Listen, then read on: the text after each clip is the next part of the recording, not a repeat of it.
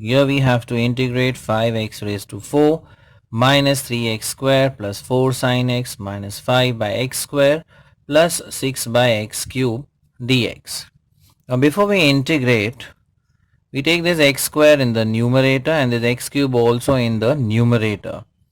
So what we obtain here is 5x raised to 4 minus 3x square plus 4 sin x minus 5x raised to minus 2 plus 6x raised to minus 3 dx.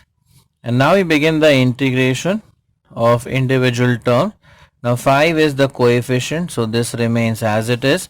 Now integration of x raised to 4 is x raised to 5 upon 5 minus 3 times integration of x square is x cube divided by 3 plus 4 times integration of sin x is minus cos x minus 5 times.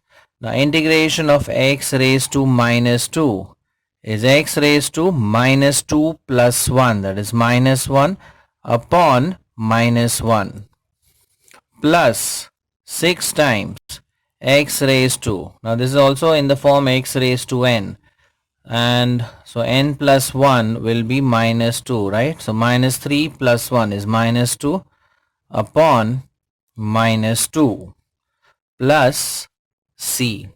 Now we simplify this further. We have x raised to 5. This 5 gets cancelled here. Again 3 gets cancelled here. So we have minus x cube. 4 times minus cos x is minus 4 cos x. Now this negate sign and this negate sign cancels off. So it becomes plus 5 times x raised to minus 1. Now minus 2 ones are and this becomes 3. So we have minus 3 times x raised to minus 2 plus c. So this is the required integral value.